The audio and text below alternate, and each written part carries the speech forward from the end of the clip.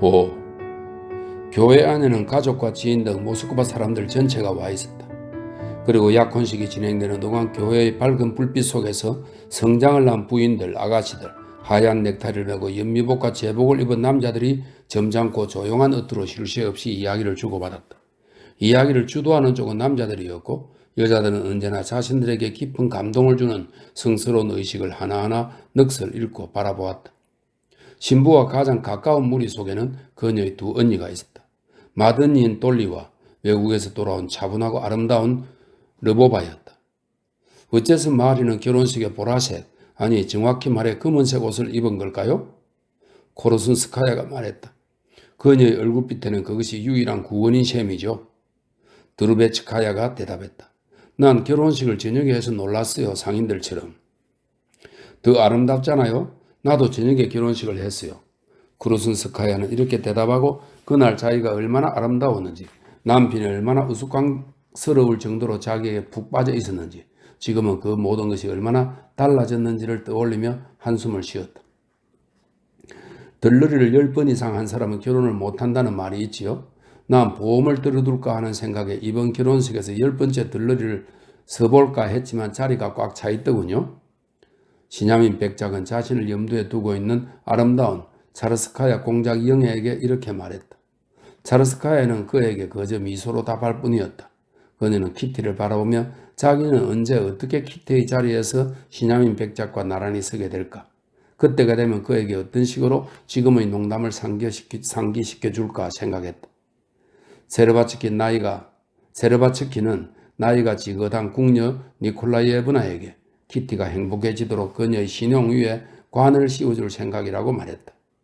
이 말은 결혼식에 관한 민간신앙에 따르면 결혼식 중 신랑과 신부의 머리에 관을 씌우면 그들의 결혼생활이 행복하다고 한다. 이렇게 설명이 되어 있습니다. 신용 위에 관을 씌워줄 생각이라고 말했다. 신용을 달 필요는 없었어요. 니콜라이에브나는 이렇게 대답했다. 그녀는 오래전부터 자기가 점 찍어둔 나이 많은 호라비와 결혼하게 되면 결혼식을 아주 소박하게 올려야겠다고 결심한 터였다. 난 저렇게 과장된 치장은 싫어요. 세르게이 이바노비치는 다리아 드미트리예브나와 이야기를 주고받으며 결혼 후 여행을 가는 풍습이 퍼지고 있는 것은 신랑 신부라면 언제나 약간은 부끄러워하기 때문이라며 농담조로 단언했다. 당신의 동생은 아마 자랑스러워할걸요. 키티는 놀랄 만큼 사랑스러워요. 난 당신이 동생을 부러워할 거라 생각하는데요. 난 이미 그런 과정을 겪었습니다. 다리아 드미트리예브나. 그는 이렇게 대답했다. 그의 얼굴은 생각지도 않게 슬프고 심각한 표정을 띄었다. 스테판 아르가지치는 처제에게 이혼에 대한 신소리를 찌끄리고 있었다. 관을 바로잡아 줘야겠어요. 그녀는 그의 말을 듣지도 않고 이렇게 대답했다. 키티의 안색이 저렇게 나빠지다니 정말 안 됐어요. 노루츠돈 백작 부인이 르보바에게 말했다. 그래도 신랑은 신부의 발가락에도 못 미치는군요. 안 그래요? 아니, 난 그거 아주 마음에 들어요. 그가 미래의 동스라스가 아니에요. 르보바가 대답했다. 그는 정말 훌륭히 처신하고 있어요. 이런 상황에서 훌륭하게 처신한다는 게 얼마나 어려운 일인데요. 전혀 우스꽝스러워 보이지 않잖아요. 그는 우스워 보이지도 부자연스러워 보이지도 않아요. 그는 감동하고 있는 게 분명해요. 당신은 이렇게 되길 기대했나 보군요. 대체로 그랬어요. 동생은 언제나 그를 사랑한걸요. 자, 누가 먼저 양탄자를 밟는지 봅시다. 내가 키티에게 조언을 해 주었는데 어떻게 되든 마찬가지예요. 르보바가 말했다. 우리는 모두 순종적인 아내예요. 그것이 우리 가문의 전통이거든요. 난 일부러 바실리보다 먼저 양탄자를 밟았어요. 돌리, 당신은 어땠어요? 돌리는 그들 옆에 서서 그들의 이야기를 듣고 있었으나 아무 대답도 하지 않았다. 그녀는 몹시 감동했다. 그녀의 눈에 눈물이 그릉그릉 맺혔다. 그러고는 그녀는 입을 열 때마다 펑펑 울었다. 그녀는 키티와 레빈을 보며 기뻐했다.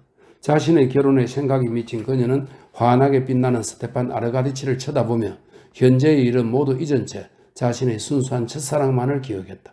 그녀는 자신만이 아니라 친구들과 지인들을 비롯해 그녀가 알고 지낸 모든 여자들을 떠올렸다. 그리고 그녀는 그들에게 단 한 번뿐인 이 엄숙한 순간에 그들이 어떠했는지를 떠올렸다. 그때 그들은 키티와 똑같이 마음속에 사랑과 희망과 두려움을 품은 채 관을 쓰고서 과거를 버리고 신비한 미래로 들어섰다. 그녀는 기억 속에 떠오른 그 신부들 가운데 사랑하는 안나도 떠올렸다. 그녀는 얼마 전 안나가 이혼할 것 같다는 소식을 세세히 전해들었다. 그녀도 똑같이 오렌지 꽃과 베일에 쌓인 순결한 모습으로 서 있었다. 그런데 지금은 어떤가? 너무나 기묘해. 그녀는 중얼거렸다. 성스러운 의식을 하나도 빠짐없이 세세하게 지켜본 사람은 자매들과 친구들과 친지들만이 아니었다. 아무 관계없는 여자 구경꾼들은 숨을 죽인 채 흥분하며 신랑 신부의 동작과 얼굴 표정을 하나라도 놓칠까 두려워 두 사람에게서 눈을 떼지 않았다. 그리고 익살스러운 말이나 아무 상관없는 말을 짓거리는 무심한 남자들의 이야기에 짜증을 내며 대꾸도 하지 않았고 때로는 아예 들은 척도 하지 않았다. 신부는 왜 저렇게 눈이 퉁퉁 부은 걸까? 혹시 마지못해 결혼하는 건 아니야? 저렇게 훌륭한 젊은이와 결혼하는데 싫을 이유가 있겠어요? 신랑이 공작이라면서요. 그렇죠? 하얀 새틴 드레스를 입은 여자가 언니죠? 어머, 부제가 외치는 말을 들어봐요. 남편을 두려워하라. 주덥스키 성가대인가요? 시노드 성가대예요. 하인에게 물어보았어요. 하인은 신랑이 신부를 자기 영지로 곧 데려갈 거라고 하더군요. 굉장히 부자래요. 그래서 키티를 저 남자에게 시집 보냈나 봐요. 아니요. 잘 어울리는 쌍인데요. 저기 마리아 블라시예브나 당신은 크리놀린을 느슨하게 입어야 한다고 우겼죠. 크리놀린은 말총 등으로 딱딱하게 짠 천으로 지은 속옷인데 스커트를 부풀리기 위한 용도로 사용되었다고 하네요. 당신은 크리놀린을 느슨하게 입어야 한다고 우겼죠. 저기 갈색 드레스를 입은 여자를 봐요. 사람들 말로는 대사 부인이라던데 아무튼 치맛단을 얼마나 부풀리나 보라고요. 이렇게요. 신부가 정말 사랑스럽네요. 예쁘게 꾸민 암양 같아요. 당신이 뭐라고 할지 모르지만 우리의 자매가 참 안 됐어요. 교회 문으로 잠입하는 데 성공한 여자 구경꾼들 무리에서 이런 이야기들이 오갔다. 예. 6. 약혼식이 끝나자 교회지기는 교회 한가운데의 성서대 앞에 장밋빛의 비단 조각을 깔았고 성가대는 베이스와 테너가 번갈아 노래하는 기교적이고 복잡한 성가를 부르기 시작했다. 그러자 사제는 고개를 돌리고 약혼한 두 사람에게 바닥에 깐 장밋빛 천조각을 가리켰다. 두 사람 모두 양탄자를 먼저 밟는 사람이 집안의 머리가 된다는 징조에 대해 그렇게 많이 들었으면서도 그 몇 걸음 떼는 동안 레빈도 키티도 그것을 전혀 기억하지 못했다. 다른 사람들의 관찰에 따르면 레빈이 먼저 밟았다고 하고 또 어떤 사람들의 견해에 따르면 둘이 함께 밟았다고 하지만 두 사람에게는 그 시끄러운 말이나 말다툼이 전혀 들리지 않았다. 두 사람이 결혼하기를 바라는지 그들이 다른 사람에게 결혼을 약속한 적 없는지에 대한 의례적인 질문들과 그 자신들에게도 낯설게 울리는 대답들이 오고 간 후 새로운 예배가 시작되었다. 키티는 기도문의 이해를 의미하고 싶어 그 단어에 귀를 기울였지만 아무래도 이해할 수 없었다. 의식이 진행됨에 따라 승리감과 밝은 기쁨의 감정이 점점 더 그녀의 영혼을 채우며 그녀를 집중하지 못하게 만들었다. 이들에게 유용한 순결과 자궁의 열매를 내리시고 이들에게 아들과 딸을 보는 기쁨을 누리게 하소서라는 기도문이 낭송되었다. 또한 하나님이 아담의 갈비뼈로 아내를 만드셨다는 것과 더불어 이러므로 남자가 부모를 떠나 그 아내와 연합하여 둘이 한 몸을 이룰지니라 하는 구절과 이 신비는 위대하도다 라는 구절이 언급되었다. 그리고 하나님이 이삭과 리브가에게 요셉에게 모세와 십보라에게 주신 것처럼 두 사람에게 다산과 축복을 내리시기를 두 사람이 아들들의 아들들을 볼 수 있기를 비는 기도문이 낭송되었다. 모든 것이 너무 아름다워 키티는 그 말을 들으며 생각했다. 이 모든 말들이 이루어지지 않을 리 없어. 그녀의 밝아진 얼굴에서 기쁨의 미소가 빛났고 그 미소는 그녀를 바라보는 사람들에게 무의식 중에 전달되었다. 꼭 씌워요. 사제가 신랑 신부에게 관을 씌우려 할 때 여기저기서 이런 조언들이 들려왔다. 설명에 의하면 러시아 정교회가 주관하는 결혼식에서는 사제 앞에 신랑과 신부가 서면 신랑과 신부 뒤에 서 있는 남자 들러리 두 명이 사제의 지시에 따라 신랑과 신부에게 각각 관을 씌워준다고 하네요. 그 관이 몹시 크고 무겁기 때문에 남자 들러리들은 신랑과 신부가 몸을 움직이거나 행진을 할 때 신랑과 신부의 머리에서 관을 살짝 들어 올려 그것을 지키던 채 따라다닌다고 하네요. 아주 무거운 모자네요. 예. 사제가 신랑 신부에게 관을 씌우려 할 때 여기저기서 이런 조언들이 들려왔다. 그러자 세르바츠키는 단추가 셋 달린 장갑을 낀 손을 들들 떨면서 관을 키티의 머리 위에 높이 들었다. 씌워주세요. 그녀는 미소를 지으며 속삭였다. 레비는 그녀를 쳐다보고 그녀의 얼굴에 어린 기쁜 빛에 깊은 감동을 받았다. 그리고 그 감정은 무의식 중에 그에게로 전해졌다. 그도 그녀와 똑같이 밝고 즐거운 기분을 느꼈다. 그들은 사도들이 쓴 편지의 낭독을 듣는 것도, 외부의 관중들이 그토록 초조하게 기다리던 마지막 시에서 부제의 구르는 듯한 목소리를 듣는 것도 즐거웠다. 바닥이 평평한 큰 술잔으로 물을 탄 따뜻한 포도주를 마시는 것도 즐거웠고, 베이스가 이사야가 기뻐할지어다 하고 폭포수같이 노래를 쏟아낼 때 사제가 제의를 벗어 던진 후 그 두 사람의 손을 잡고서 그들을 성가대 주위로 이끌 때는 더욱더 흥겨웠다. 신랑과 신부의 머리 위로 관을 받쳐들고 따라다니던 세르바츠키와 치리코프는 신부의 치맛자락에 걸리기도 하고 웃기도 하고 무언가에 기뻐하기도 했으며, 사제가 걸음을 멈출 때면 관을 쓴 신랑 신부와 부딪히기도 했다. 키티 안에서 타오르기 시작한 기쁨의 불꽃이 교회에 있는 모든 사람들에게 옮겨 붙은 것 같았다. 레빈이 보기에는 사제와 부제도 자기처럼 미소 짓고 싶어 하는 것 같았다. 사제는 두 사람의 머리에서 관을 벗기고 마지막 기도문을 낭독한 후 젊은이들을 축하해 주었다. 레비는 키티를 쳐다보았다. 그는 지금까지 한 번도 그녀의 그런 모습을 본 적이 없었다. 그녀는 얼굴에 어린 새로운 행복의 빛으로 더할 나위 없이 아름다웠다. 레비는 그녀에게 무언가 말하고 싶었지만 시기 끝났는지 어떤지 알 수 없었다. 사제가 그를 공경해서 구해주었다. 그는 선량한 인매로 웃음을 지으며 부드럽게 말했다. 아내에게 키스하십시오. 그리고 당신은 남편에게 키스하십시오. 그는 이렇게 말하고 그들의 손에서 양초를 받아갔다. 레비는 그녀의 미소 띤 입술에 조심스레 키스하고 그녀에게 손을 내밀었다. 그리고 새롭고도 이상 야릇한 친밀감을 느끼며 교회를 나섰다. 그에게는 이것이 사실이라는 게 믿기지 않았다. 아니, 믿을 수 없었다. 그들의 놀라고 수줍어하는 눈길이 마주쳤을 때야 비로소 그는 그것을 믿었다. 왜냐하면 그들은 이미 하나였기 때문이다. 그날 밤 만찬 후 두 젊은이는 시골로 떠났다. 7. 브론스키와 안나는 이미 석 달 동안 유럽을 함께 여행하고 있었다. 두 사람은 베네치아, 로마, 나폴리를 돌아다니다 이탈리아의 어느 작은 도시에 막 도착했다. 그들은 그곳에서 얼마 동안 정착하고 싶어 했다. 순 많은 머리카락에 포마드를 발라 목덜미에서부터 가르마를 타고 연미복 밖으로 삼배로 지은 하얀 셔츠의 가슴결을 훤하게 드러내고 둥그스름하게 튀어나온 배 위에 장식줄을 늘어뜨린 잘생긴 수석 웨이터가 주머니에 양손을 꽂고서 경멸하듯 실눈을 뜬 채 그 앞에 서 있는 신사에게 딱딱한 태도로 뭐라고 대답하고 있었다. 수석 웨이터는 입구의 다른 쪽에서 계단을 올라오는 발소리를 듣고 고개를 돌렸다. 그는 그 호텔에서 가장 좋은 방을 차지한 러시아 백작을 보자 주머니에서 손을 빼고 정중하게 고개를 숙이며 심부름꾼이 다녀갔다는 것과 팔라초를 빌리는 문제가 해결되었다는 것을 알려주었다. 지배인은 계약서에 서명할 준비를 갖추어 놓았다. 아, 정말 기쁘군요. 브론스키가 말했다. 그런데 숙녀분은 안에 있습니까? 아니면 나갔습니까? 부인은 산책하러 나가셨다가 지금은 돌아와 계십니다. 수석 웨이터가 대답했다. 브론스키는 커다란 챙이 달린 부드러운 모자를 벗고 손수건으로 땀에 젖은 이마와 귀 위로 어중간하게 자란 대머리를 감추기 위해 뒤로 빗어넘긴 머리카락을 닦았다. 그러고는 아직도 서서 자신을 눈여겨 바라보는 신사를 무심히 쳐다보고는 그 옆을 지나치려 했다. 이 신사분도 러시아 분이신데 손님에 대해 물었습니다. 급사장이 말했다. 어디를 가도 아는 사람들로부터 벗어날 수 없다는 짜증과 자신의 단조로운 생활에서 어떤 위로라도 발견하고 싶다는 희망이 뒤섞인 감정으로 브론스키는 비켜서 있는 그 신사를 한 번 더 돌아보았다. 그러자 두 사람의 눈이 동시에 빛나기 시작했다. 콜레니셰프, 브론스키. 정말로 그는 중앙육군사관학교 시절의 동료인 콜레니셰프였다.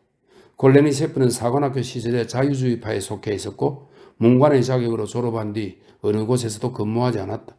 두 사람은 사관학교를 졸업한 뒤 완전히 헤어졌고 그 후 단 한 번 마주쳤을 뿐이다.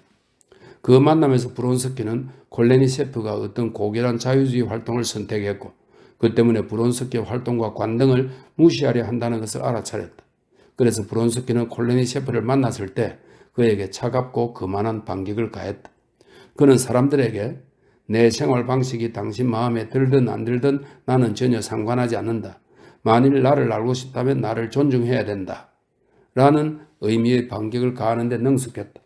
콜레니 셰프도 브론스키의 태도에 대해 그를 얕잡아 보기라도 하듯 냉담하게 대했다. 그 만남은 분명 그들을 더욱더 멀어지게 한 것 같았다. 그런데 지금 그들은 서로를 알아보고 얼굴을 환하게 빛내며 기쁨으로 소리를 질렀던 것이다. 브론스키는 자신이 이렇게 콜레니 셰프를 반기리라고는 상상도 못했다. 아마도 그는 자신이 얼마나 무료한지 스스로도 몰랐던 것 같다. 그는 마지막 만남에서 받은 불쾌한 인상을 잊고 허물없이 기쁜 얼굴로 옛 동료에게 손을 내밀었다. 그러자 그와 똑같은 기쁨의 표정이 조금 전 콜레니 셰프의 얼굴에 어려있던 불안한 표정을 대신했다. 자네를 만나 얼마나 기쁜지 몰라. 브론스키는 다정한 미소를 지으며 단단하고 하얀 이를 드러냈다. 브론스키라는 이름을 듣긴 했지만 어느 브론스키인지 알 수가 있어야지. 정말이지 너무 반갑군. 자, 들어가지. 그래, 자네는 무슨 일을 하나? 난 이곳에서 벌써 2년째 살고 있어. 일 때문에 말이야. 브론스키는 호감을 보이며 말했다. 자, 어서 들어가지. 그리고 그는 러시아인들의 평소 습관대로 하인들에게 숨기고 싶은 내용을 러시아어 대신 프랑스로 이야기하기 시작했다. 자네 까레니냐와 아는 사이든가? 우리는 함께 여행 중이지. 지금 그녀에게 가는 길이야. 그는 프랑스로 말하며 콜레니 셰프의 얼굴을 유심히 쳐다보았다. 난 몰랐어. 근데 관로 속에 사실은 알고 있었다. 이렇게 돼 있네요. 난 몰랐어. 콜레니 셰프는 무심하게 대답했다. 이곳에 도착한 지 오래됐나? 그는 이렇게 덧붙였다. 오늘이 나흘째야. 브론스키는 이렇게 대답하며 다시 한번 동료의 얼굴을 주의 깊게 쳐다보았다. 그래, 이 친구는 점잖고 사물을 올바르게 보는 사람이야. 브론스키는 콜레니 셰프의 표정과 그의 화제를 바꾼 의미를 알아채고 속으로 중얼거렸다. 이 친구를 안나에게 소개해도 되겠지? 그는 올바르게 볼 줄 아니까. 안나와 외국에서 함께 보낸 석 달 동안 브론스키는 새로운 사람을 만날 때마다 그 새로운 인물이 자기와 안나의 관계를 어떻게 볼지 스스로에게 질문을 던졌고 대부분의 경우 남자들에게서는 그것이 당연하다는 인식을 발견했다. 그러나 만일 브론스키나 당연하다라고 생각하는 사람들에게 무엇이 그런 생각을 갖게 했는지 묻는다면 그들도 몹시 난처해했을 것이다. 사실 브론스키가 생각하기에 당연하다라고 생각하는 사람들조차 그것을 전혀 이해하지 못했고 그저 예의 바른 사람들의 인생을 둘러싼 모든 측면에 복잡하고 풀기 힘든 그 온갖 문제들에 관해 처신하는 방식으로 행동할 뿐이었다. 즉 암시나 불쾌한 질문을 회피하며 예의 바르게 행동하는 것이다. 그들은 그 상황의 가치와 의미를 충분히 이해하고 있으며 그것을 인정하고 심지어 찬성하고도 있지만 그 모든 것을 설명하는 것은 부적절하고 불필요한 행동이라고 생각하는 척했다. 브론스키는 콜레니 셰프가 그러한 불효임을 곧바로 알아차렸기에 그를 만난 것이 배로 기뻤다. 실제로 콜레니 셰프는 까레리나에게로 인도되었을 때 브론스키가 바란 그대로 행동했다. 그는 거북한 상황을 불러올 수 있는 화제를 손쉽게 피해가는 것 같았다. 그는 예전에 안나를 몰랐기에 그녀의 아름다움과 더욱이 자신의 체질을 받아들이는 그녀의 꿈이 없는 모습에 강한 인상을 받았다. 브론스키가 콜레니 셰프를 데려오자 안나는 얼굴을 붉혔다. 그런데 콜레니 셰프는 그녀의 솔직하고 아름다운 얼굴을 뒤덮은 그 어린아이 같은 홍조가 마음에 들었다. 하지만 특히 그의 마음에 들었던 것은 그녀가 낯선 사람 앞에서 어떠한 오해의 여지도 남기지 않으려 일부러 그러기라도 하는 듯 즉시 브론스키를 솔직하게 알렉세이라 부르고 자기들은 이곳 사람들이 팔라초라고 부르는 새로 세낸 집으로 거처를 옮길 거라고 말한 점이었다. 콜레니 셰프는 자신의 처지에 대한 안나의 이런 직설적이고 솔직한 태도가 마음에 들었다. 그녀의 착하고 명랑하고 활기찬 모습을 보는 동안 알렉세이 알렉산드로비치와 브론스키를 둘 다 알던 콜레니 셰프는 그녀를 충분히 이해할 것 같았다. 그는 그녀 자신도 도저히 이해할 수 없는 것, 즉 남편을 불행하게 만들고 남편과 아들을 버린 데다 좋은 평판마저 잃었는데 어떻게 활기차고 명랑하고 행복한 가정 기분을 느낄 수 있는지 이해할 수 있을 것 같았다. 그 집은 안내서에 나와 있어. 콜레니 셰프는 브론스키가 세낸 그 팔라초에 대해 말했다. 그곳에는 틴토레토의 명화가 있지. 이 틴토레토는 야코프 틴토레토인데 이탈리아의 베네치아 파 화가입니다. 베네치아 전통의 화려한 색채 빛과 색채의 극적인 효과, 왜곡된 공간 표현이 특징이다. 이렇게 되어 있네요. 그곳에는 틴토렌토의 명화가 있지. 그의 말기 작품이야. 자, 어때요? 날씨가 좋으니 그곳에 가서 한 번 더 보고 옵시다. 브론스키는 안나를 바라보며 말했다. 너무 좋아요. 당장 가서 모자를 쓰고 올게요. 날씨가 덥다고 했죠? 그녀는 문가에 서서 무언가를 묻는 듯한 눈길로 브론스키를 바라보았다. 그리고 다시 새빨간 홍조가 그녀의 얼굴을 덮었다. 브론스키는 그녀의 시선에서 그 자신의 콜레니셰프와 어떤 관계를 맺고 싶어 하는지 그녀가 모르고 있다는 것, 그가 바라는 대로 그녀가 처신하고 있는지 어떤지 몰라 걱정하고 있다는 것을 알아차렸다. 그는 다정한 눈길로 오래도록 그녀를 바라보았다. 아니, 그다지 덥지는 않아요. 그는 말했다.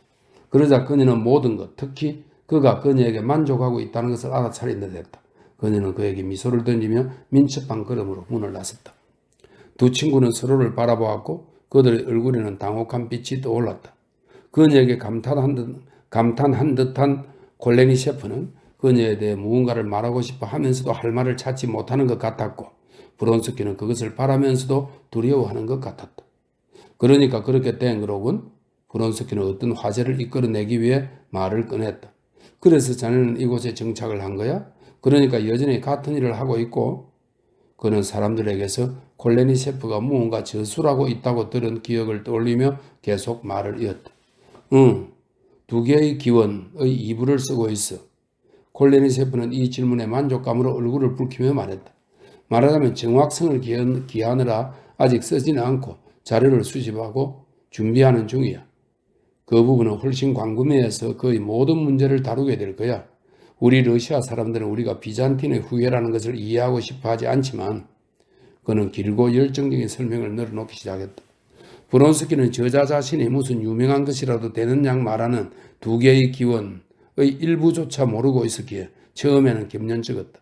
그러나 곧 콜레니 셰프가 자신의 생각을 설명하고 브론스키도 그의 설명을 따라갈 수 있게 되자 두 개의 기원을 모르는 브론스키도 흥미를 갖고 그의 말에 귀를 기울였다. 콜레니 셰프의 말솜씨가 워낙 뛰어났기 때문이다. 하지만 콜레니 셰프가 자신의 마음을 사로잡은 주제에 대해 보인 초조한 흥분이 브론스키를 놀라게도 하고 슬프게도 했다. 이 아이가 점점 진행될수록 그의 눈동자는 더욱 불타올랐고 가상의 적에 대한 반박은 더욱 조급해졌으며 얼굴 표정은 더욱 불안스럽고 성난빛으로 변해갔다. 마르고 생기발랄하고 착하고 고상한 소년으로 사관학교에서 언제나 수석을 도맡아 하는 학생이던 콜레니 셰프를 떠올리자 브론스키는 그가 흥분하는 이유를 도저히 이해할 수 없었고 그것을 인정할 수도 없었다. 특히 그의 마음에 들지 않았던 것은 훌륭한 계층의 사람인 콜레니 셰프가 그를 자극한 삼류 작가들과 같은 선상에 서서 그들에게 화를 내고 있다는 점이었다. 과연 그럴 만한 가치가 있을까? 그 점이 브론스키의 마음에 들지 않았지만 그럼에도 그는 콜레니 셰프가 불행하다고 느껴 그를 불쌍히 여겼다. 콜레니 셰프가 안나가 들어오는 것도 모른 채 조급하고 열띤 어조로 자신의 생각을 계속 늘어놓는 동안 표정이 풍부하고 매우 아름다운 그의 얼굴에서 광기에 가까운 불행이 엿보였다. 안나가 모자와 망토를 걸치고 아름다운 두 손의 민첩한 손놀림으로 양산을 만지작거리며 그의 옆에 서자 브론스키는 안도감을 느끼며 뚫어지게 자신을 바라보는 호소하는 듯한 콜레니 셰프의 눈동자를 떨치고 생명과 기쁨으로 충만한 아름다운 여인을 새로운 사랑의 눈길로 바라보았다. 콜레니 셰프는 가까스로 정신을 차렸으나 처음에는 우울하고 어두워 보였다. 하지만 모든 사람들을 부드럽게 대하는 안나의 꾸밈없고 쾌활한 태도가 곧 그의 기분을 상쾌하게 해주었다. 안나는 다양한 화제를 꺼내보다가 그를 그림에 관한 화제로 이끌었다. 그는 그림에 대해 많은 이야기를 했고 그녀는 그의 이야기를 주의 깊게 들었다. 그들은 세네인 집까지 걸어가 그 집을 둘러보았다. 제가 몹시 기뻐하는 점이 한 가지 있어요. 안나는 돌아오는 길에 콜레니 셰프에게 말했다. 알렉세이에게 멋진 아틀리에가 생길 거예요. 당신이 꼭 그 방을 써요. 그녀는 브론스키를 친근하게 부르며 러시아어로 말했다. 그녀는 이미 콜레니 셰프가 그들의 은둔 생활에서 가까운 사람이 되리라는 것과 그의 앞에서 아무것도 감출 필요가 없다는 것을 알아차렸던 것이다. 정말 자네가 그림을 그린단 말이야? 콜레니 셰프가 재빨리 브론스키를 돌아보며 말했다. 오래전에 그림을 그린 적이 있는데 요즘 들어 다시 조금씩 손을 대기 시작했어. 브론스키는 얼굴을 붉히며 말했다. 굉장한 재능을 갖고 있어요. 안나는 기쁨에 찬 미소를 지으며 말했다. 물론 전 비평가는 아니에요. 하지만 전문 비평가들도 그렇게 말했는걸요. 8. 안나는 자유와 빠른 회복을 맛본 이 첫 시기에 자신이 용서받을 수 없을 만큼 행복하고 생의 기쁨으로 충만한 생활을 한다고 느꼈다. 남편의 불행에 대한 기억도 그녀의 행복을 깨뜨리지 못했다. 한편으로 그 기억은 생각하고 싶지 않을 만큼 너무나 끔찍한 것이었다. 다른 한편으로 남편의 불행은 후회하기에는 너무나 큰 행복을 그녀에게 안겨다 주었다. 병을 앓은 뒤 그녀에게 일어난 일들에 대한 기억, 즉 남편과의 화해, 불화, 브론스키의 부상 소식, 그의 출연, 이혼 준비, 남편의 집을 떠난 것, 아들과의 이별, 이 모든 일들이 그녀에게는 열애될 꿈처럼 느껴졌고 그녀는 브론스키와 외국에 나온 뒤에야 비로소 그 꿈에서 깨어난 것 같았다. 남편에게 불행을 준 사악함에 대한 기억은 그녀의 마음속에 혐오와 비슷한 감정, 물에 빠진 사람이 자기에게 들러붙는 사람을 떨쳐버렸을 때 느껴섬직한 그런 감정을 불러일으켰다. 그 사람은 물에 빠져 죽었다. 물론 그것은 나쁜 짓이었다. 그러나 그것이 유일한 구원이었고 그런 무서운 일들은 세세히 기억하지 않는 편이 낫다. 그때 불화의 첫 순간에 자신의 행동에 대하여 위안이 될 만한 한 가지 생각이 그녀에게 떠올랐다. 그리고 이제 그녀는 과거의 모든 일을 떠올릴 때면 그 생각을 기억해냈다. 내가 그 사람을 불행하게 만든 건 어쩔 수 없는 일이었어. 하지만 난 그 불행을 이용하고 싶지 않아. 나 역시 괴로워하고 있고 앞으로도 그럴 거야. 난 내가 무엇보다 소중히 여기던 것을 잃었어. 난 명예와 아들을 잃었단 말이야. 난 나쁜 짓을 했어. 그러니 행복도 바라지 않고 이혼도 바라지 않아. 난 수치와 아들과의 이별로 괴로워할 거야. 그녀는 생각했다.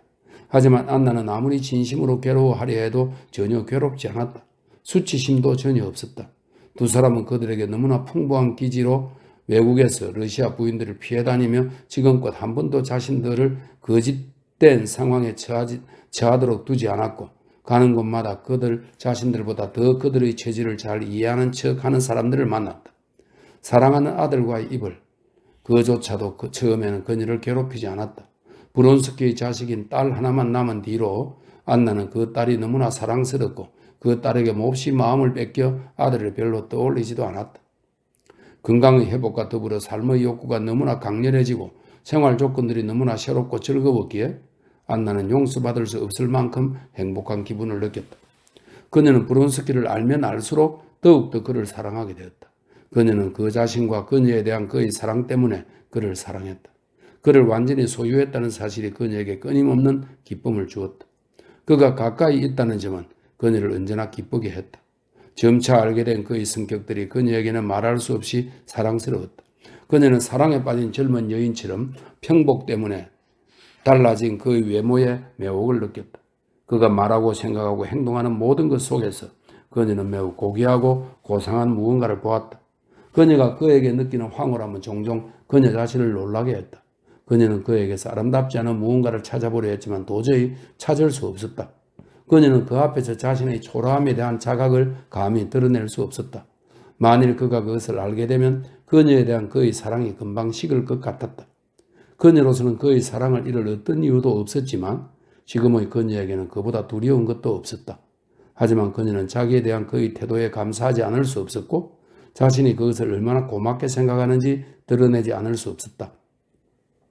정치에 어떤 사명을 가지고 있고 그 속에서 중요한 역할을 해야 될 그가 그녀를 위해 야심을 부렸고 지금까지 그것에 대해 일말의 후회도 비치지 않았다고 그녀는 생각했다. 그는 전보다 더 그녀에게 열성적이고 정중했다. 그리고 그녀가 자신의 체질을 부자연스럽게 느끼지 않도록 해야 한다는 생각은 단 한순간 그에게서 떠난 적이 없었다. 그는 그토록 남성적인 사람이면서도 단 한 번도 그녀의 의견에 반대한 적이 없을 뿐 아니라 아예 자신의 의지를 갖지도 않았다. 그는 그녀의 욕구를 미리 알아차리는 것에만 온통 마음을 빼앗긴 것 같았다. 그래서 그녀는 그것에 감사하지 않을 수 없었다. 이따금 자신을 향해 팽팽히 긴장된 그의 관심과 그가 자기 주위에 들여온 배려의 분위기가 부담스럽긴 했지만 말이다. 한편 브론스키는 그가 그토록 오랫동안 바라던 것이 완전히 이루어졌는데도 충분한 행복을 느끼지 못했다. 그는 곧 자기 욕망의 실현이 자신이 기대하는 행복이라는 산에서 겨우 모래알 하나만을 주었다고 느꼈다. 이 시련은 그에게 행복을 욕망의 시련으로 상상하던 사람들이 저지르는 그런 영원 불변의 과오를 보여주었다. 그녀와 결혼하고 평복을 잊게 된 후 처음 얼마 동안 그는 이전에 몰랐던 자유의 매력을 대부분 맛보았고 사랑의 자유가 가진 매력도 느꼈다. 그는 만족했다. 그러나 그것은 오래가지 않았다. 그는 곧 자신의 마음속에서 욕망을 향한 욕망, 그 고뇌가 꿈틀거리는 것을 느꼈다. 그는 자신의 의지와 상관없이 순간적인 변덕을 욕망과 목적으로 여기며 그것을 붙잡기 시작했다. 하루에 16시간을 무언가로 채워야 했다. 왜냐하면 그들은 페테르부르크에서 그들의 시간을 차지하던 사회생활의 틀을 벗어나 외국에서 완전히 자유롭게 살고 있었기 때문이었다. 예전의 외국 여행에서 브론스키의 마음을 빼앗던 독신 생활의 쾌락에 대해서는 꿈도 꿀 수 없었다. 왜냐하면 그런 종류의 향락을 시도하기만 해도 지인들과 늦게까지 저녁 식사를 하고 오기만 해도 안나가 뜻밖의 비정상적인 우울증을 보였기 때문이다. 또한 그들은 자신들의 불분명한 처지 때문에 그 고장의 사교계나 러시아인들의 모임과도 교제를 나눌 수 없었다. 러시아 사람인데다 지적이기까지 한 그에게는 명성지를 구경한다는 것이 이미 다 본 것이라는 점을 제쳐놓고라도 영국인들이 이런 것에 능히 부여하는 어떤 불가해한 이의조차 띄지 않았다. 굶주린 짐승이 먹을 것이 있나 싶어 닥치는 대로 모든 것을 물고 늘어지듯 브론스키도 완전히 무의식적으로 때로는 정치에, 때로는 신간세적에, 때로는 그림에 손을 댔다. 그는 젊을 때부터 그림의 소질을 보인 데다 자신의 돈을 어디에 써야 할지 몰라 판화를 수집하기 시작했다. 그래서 그는 이제 회화를 선택하여 그것을 공부하기 시작했고 만족을 요구하는 남아도는 욕망을 회화에 쏟았다. 그에게는 예술을 이해하고 그것을 충실히 세련되게 묘사하는 재능이 있었다. 그래서 그는 자신에게 화가로서 필요한 바로 그것이 있다고 생각해 한동안 어떤 종류의 회화를 선택할지 망설였다. 그는 종교화든 역사화든 리얼리즘 회화든 일단 그림을 그리기로 결심했다. 그는 모든 종류를 이해했고 이런저런 것들에서 영감을 얻을 수 있었다. 하지만 자신의 그림이 어떤 특정 유파에 속하는지 신경을 쓰지 않은 채 어떤 종류의 회화가 있는지 전혀 모르고도 정신에 속한 것으로부터 직접 영감을 받을 수 있다는 점을 상상도 못했다. 그는 이것을 몰랐던 데다 삶에서 직접 영감을 받지 않고 이미 예술로 구현된 삶으로부터 간접적으로 영감을 받았기 때문에 매우 빠르고 쉽게 영감을 얻었고 그만큼 빠르고 쉽게 자신의 그림을 자신이 모방하고자 하는 유파와 매우 흡사하게 보이도록 만들었다. 여러 유파 가운데 그가 가장 마음에 들어했던 것은 우아하고 인상적인 프랑스풍이었다. 그래서 그는 이탈리아 의상을 입은 안나의 초상화를 그런 풍으로 그리기 시작했고 그 초상화는 그뿐만 아니라 그 그림을 본 사람들에게 매우 성공적으로 보였다. 9. 석회를 바른 높은 천장, 프레스코 벽화, 세공마루, 높은 창문에 들여 묵직한 노란색 다마스크 커튼, 벽 받침대와 벽난로 위의 꽃병, 조각을 아로새긴 문, 그림에 걸린 어두침침한 홀, 이런 것들이 방치된 낡고 황폐한 팔라초는 그들이 그곳으로 거처를 옮긴 이후 브론스키 마음속에서 그가 러시아의 영주나 직무를 떠난 시종 무관장이라기보다 교양 있는 미술 애호가이자 후원자이자 사랑하는 여인을 위해 세상과 인간관계와 야망을 버린 겸손한 화가라는 즐거운 망상을 그 외관 자체로 떠받쳐 주었다. 브론스키가 팔라츠로 이사하며 선택한 역할은 완전히 성공적이었다. 그러나 콜레니셰프의 소개로 몇몇 흥미로운 사람들을 알게 되면서 처음 얼마 동안 그는 평온함을 누렸다. 그는 이탈리아인 회화 교수의 지도 아래 자연을 대상으로 스케치를 했고 중세 이탈리아의 생활을 연구했다. 최근에 브론스키는 중세 이탈리아의 생활에 너무나 마음을 빼앗긴 나머지 중세풍의 모자와 어깨 위에 걸치는 망토까지 입고 다닐 정도였다.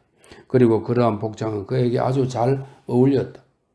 그런데 우리는 이곳에 살면서도 아무것도 모르고 있으니 어느 날 브론스키는 그를 찾아온 골레니 셰프에게 이렇게 말했다. 미하일로프의 그림을 본 적 있나? 그는 아침에 막 배달된 러시아 신문을 골레니 셰프에게 건네며 그 도시에 살면서 그림 한 점을 완성한 어느 러시아인 화가에 대한 기사를 가리켰다. 그 그림에 대해서는 오래전부터 풍문이 나돌았고 그 그림은 완성 전에 이미 팔린 상태였다. 기사에는 그런 뛰어난 화가가 어떠한 장려금이나 원조도 받지 못한다는 것에 대해 정부와 아카데미를 질책하는 내용이 실려 있었다. 봤지? 골레니 셰프가 말했다. 물론 그에게 재능이 없는 것은 아니지만 그는 완전히 그릇된 방향으로 가고 있어. 그리스도와 종교화에 대한 이반, 스트라우스, 르낭과 똑같은 태도를 보이고 있지. 이 부분에 대한 설명이 있습니다. 알렉산드로 안드레비치 이바노프는 러시아 회화 가운데 역사주의 유파의 창시자이다. 그의 가장 유명한 작품은 사람들 앞에 모습을 드러낸 그리스도이다. 다비트 프리드리히 슈트라우스는 독일의 신학자이자 철학자로서 비평적으로 검증한 예수의 생애라는 역사물을 썼다. 에론스트 르랑은 프랑스의 종교 역사가로서 역시 예수의 생애를 저술했다. 이 세 사람 다 유명한 사람이네요. 그리스도와 종교에 대해 이반, 스트라우스, 르낭과 똑같은 태도를 보이고 있지. 이 그림은 무엇을 묘사하고 있나요? 안나가 물었다. 빌라도 앞에 선 그리스도입니다.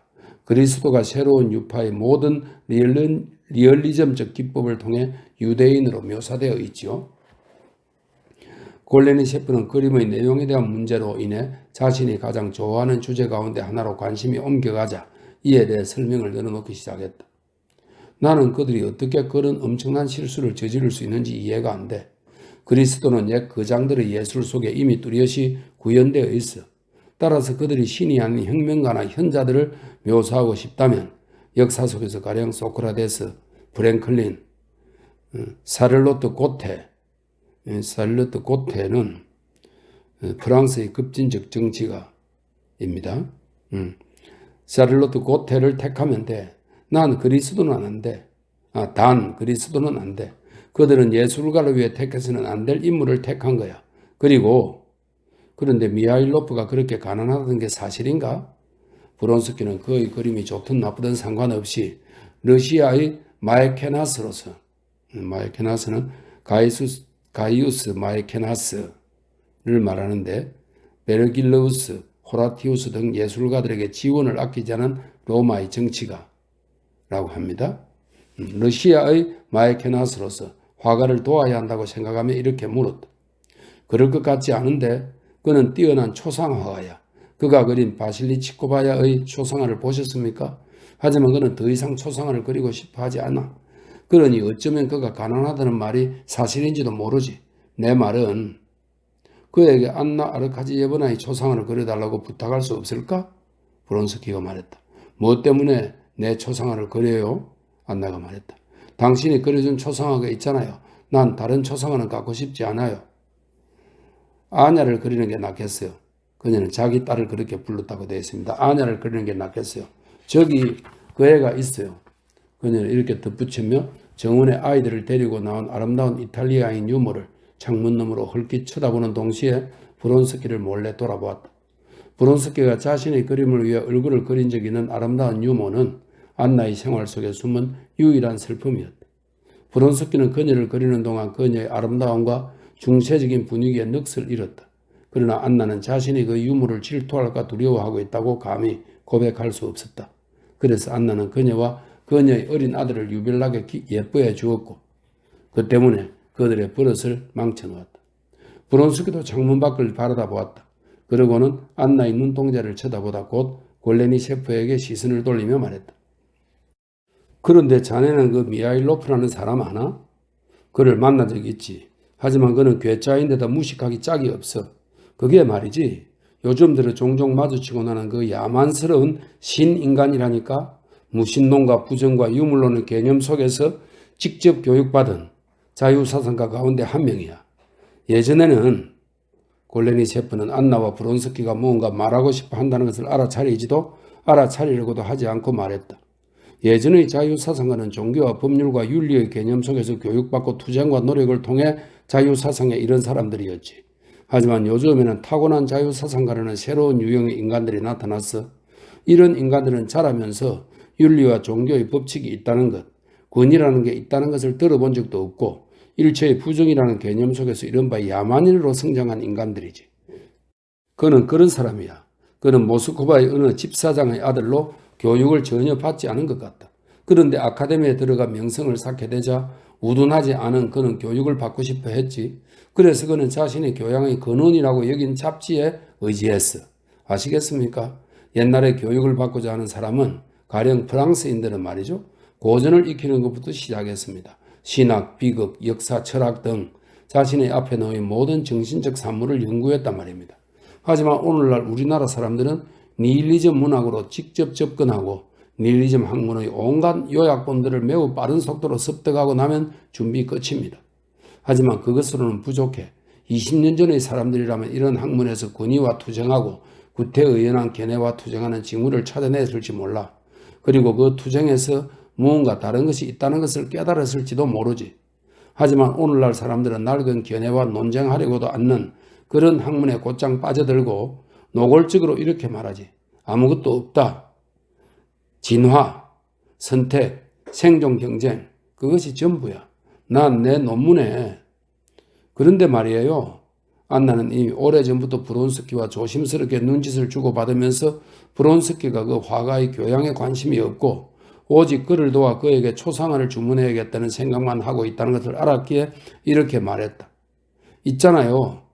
그녀는 이야기에 열중한 콜레니 셰프를 단호히 가로막았다. 그 사람에게 가보기로 해요.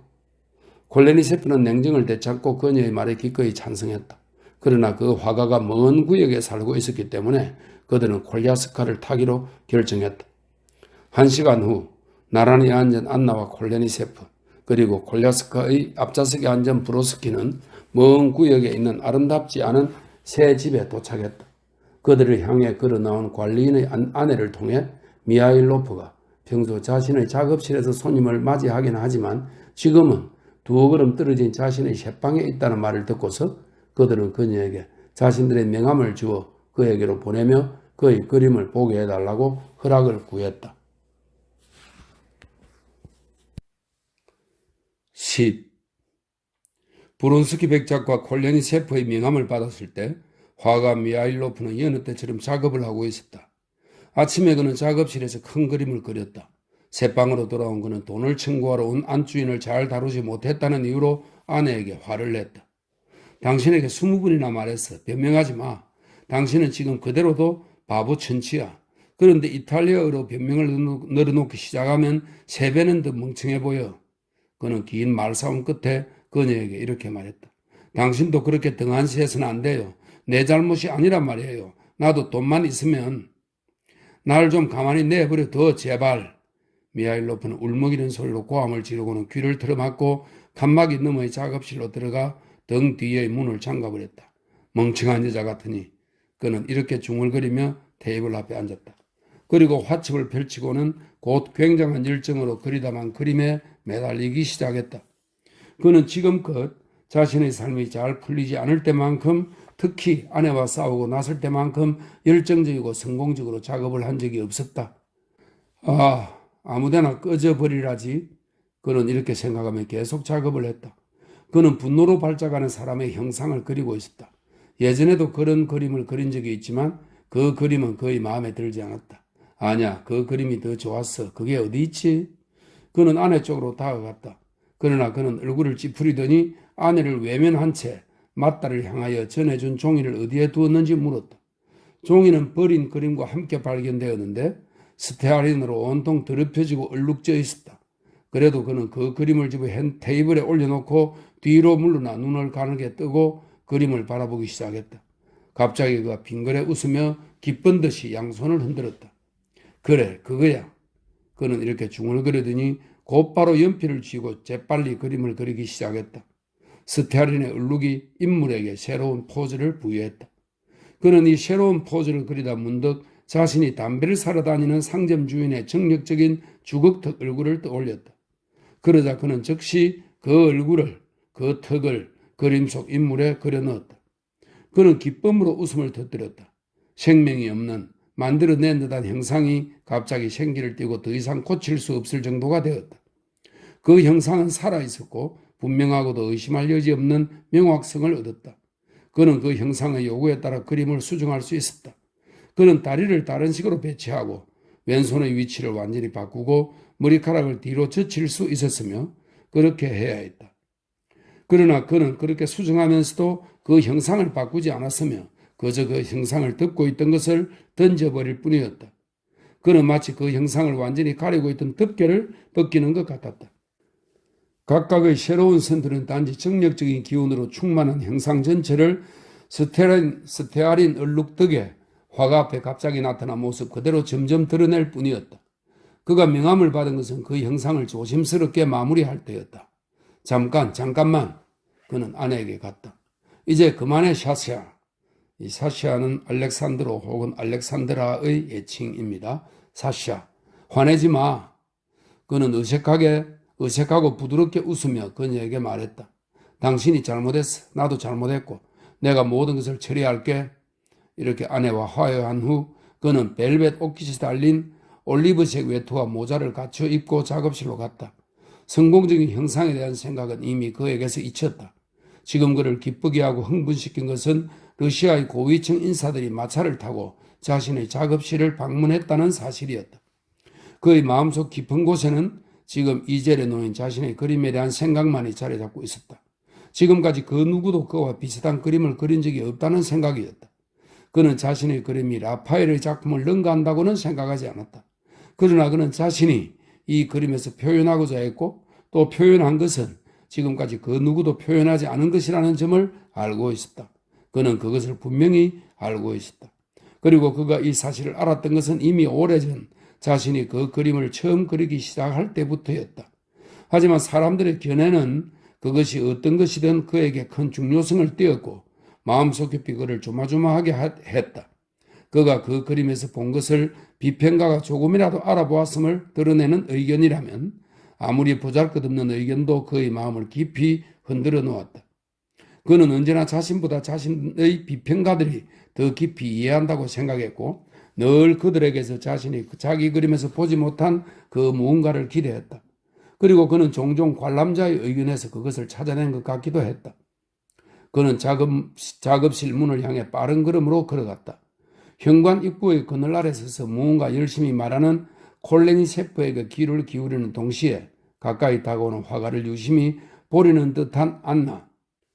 그녀의 형상에 어린 부드러운 명암은 그가 흥분하고 있었음에도 그에게 깊은 인상을 주었다. 시가를 파는 상인의 턱을 보았을 때와 마찬가지로 그는 그들에게 다가가는 동안 자신이 어떻게 그 인상을 포착하여 삼키고 그것을 자신이 필요할 때 꺼낼 수 있는 어딘가에 숨기는지 스스로도 알아차리지 못했다. 콜레니 셰프가 화가에 대해 들려준 이야기에 이미 실망한 방문객들은 그의 용모에 한층 더 실망했다. 중간키에 땅딸막하고 그름거리가 경박한 미하일 로프는 갈색 모자와 올리브색 외투에 통 좁은 바지를 입고 있었다. 남들은 이미 오래전부터 통 넓은 바지를 입고 다니는데 말이다. 특히 그의 넓적한 얼굴에서 풍기는 범속함, 소심한 표정과 위험을 지키려는 욕망이 뒤섞인 모습은 불쾌한 인상을 불러일으켰다. 어서 들어오십시오. 그는 무심한 표정을 띠려고 애쓰며 이렇게 말하고는 현관 안으로 들어가 주머니에서 열쇠를 꺼내 문을 열었다.